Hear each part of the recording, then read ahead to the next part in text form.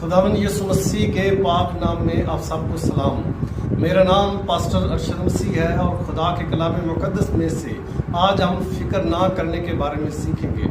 क्या आप परेशान हैं कि आप अपने ख़ानदान के खाने पीने का इंतज़ाम कैसे करें? क्या आप बढ़ती हुई महंगाई की वजह से दूसरे लोगों की तरह चीखो पुकार कर रहे हैं? क्या आप दूसरे लोगों की तरह बादशाह को बुरा भला कह रहे हैं कि उसने महंगाई बहुत ज़्यादा बढ़ा दी है? क्या आप हालात से तंग आकर खुदकशी करना चाहते हैं? तो रुकिए, ज़रा सोचिए कि खुदा का कलाम इसके बारे में क्या फरमाता है। अगर हम मत्ती की अंजील के 6 बाब की 31वीं से 34वीं आयत पढ़ें तो खुदा के कलाम मुक़द्दस में लिखा है, इसलिए फिक्रमंद होकर ये ना कहो कि हम क्या खाएंगे, क्या पिएंगे या क्या पहनेंगे, क्योंकि इन सब चीज़ों की तलाश में गैर कौमें रहती हैं और तुम्हारा आसमानी बाप जानता है कि तुम इन सब चीज़ों के मोहताज हो। बल्कि तुम पहले उसकी बादशाही और रास्तबाजी की तलाश करो तो ये सब चीज़ें भी तुमको मिल जाएंगी। बस कल के लिए फिक्र ना करो, क्योंकि कल का दिन अपने लिए आप फिक्र कर लेगा। आज के लिए आज ही का दुख काफ़ी है। खुदा के कलाम के पढ़े और सुने जाने पर खुदावंद की बरकत हो। खुदावंद यीशु मसीह तालीम देते हैं कि हम फिक्र ना करें। 3 खास वजूहात आज हम देखेंगे खुदा के कलाम मुक़द्दस में से कि हम क्यों फिक्र ना करें कि हम क्या खाएंगे, क्या पिएंगे, क्या पहनेंगे।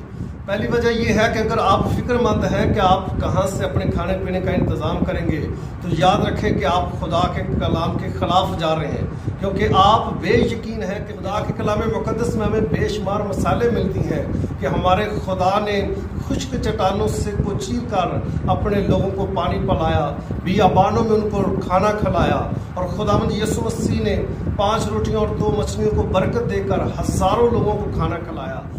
फिर आप क्यों परेशान होते हैं कि मेरे खाने पीने का इंतज़ाम कहाँ से होगा, जबकि मत्ती की अंजील के 6 बाब की 31वीं आयत में लिखा है, इसलिए फिक्रमंद होकर ये ना कहो कि हम क्या खाएंगे, क्या पिएंगे, क्या पहनेंगे।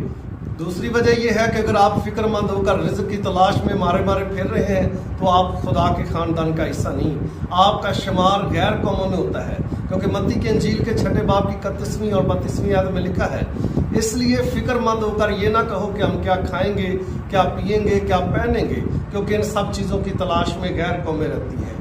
रिज़्क़ की तलाश के लिए मारे मारे फिरना गैर कौमों का काम है। खुदा के ख़ानदान के जो लोग हैं, खुदा के जो चुने हुए लोग हैं, उनका काम नहीं है कि वो रिज़्क़ की तलाश में जाएं।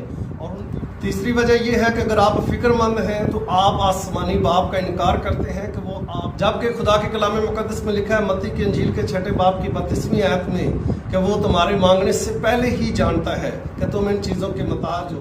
मत्ती की अंजील के 6 बाब की 8वीं आयत में लिखा है, बस तुम उनकी मानद ना बनो, क्योंकि तुम्हारा आसमानी बाप तुम मांगने वालों से पहले ही जानता है कि तुम किन किन चीज़ों के मोहताज हो। याद रखें, हमारा खुदा हमारी ज़रूरियात से खूब वाकिफ़ है। वो जानता है कि हमें किस चीज़ की ज़रूरत है। बस फिर हमें क्या करना चाहिए? पहला पतरस 5वां बाब 7वीं आयत में लिखा है, अपनी सारी फिक्र उस पर डाल दो क्योंकि उसको तुम्हारी फिक्र है। ज़बूर 55 की 22 आयत में लिखा है, अपना बोझ खुदावंद पर डाल दे, वो तुझे संभालेगा, तो वो साधक को कभी जुम्बिश खाने न देगा।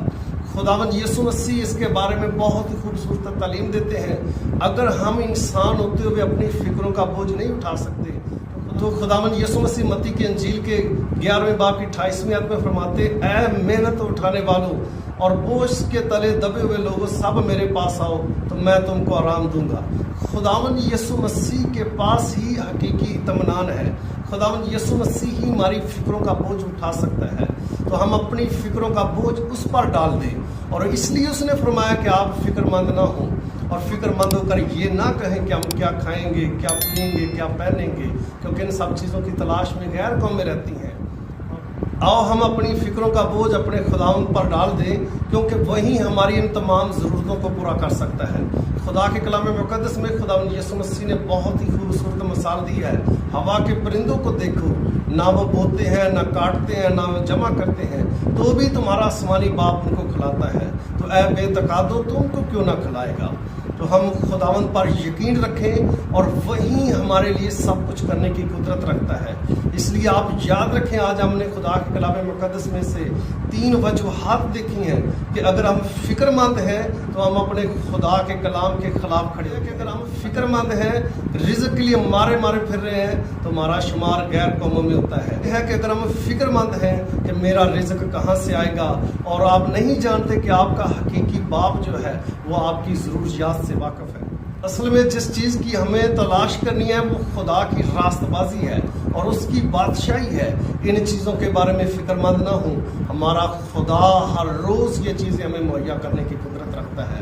خداوند آج کے کلام سے آپ سب کو برکت دے، آمین۔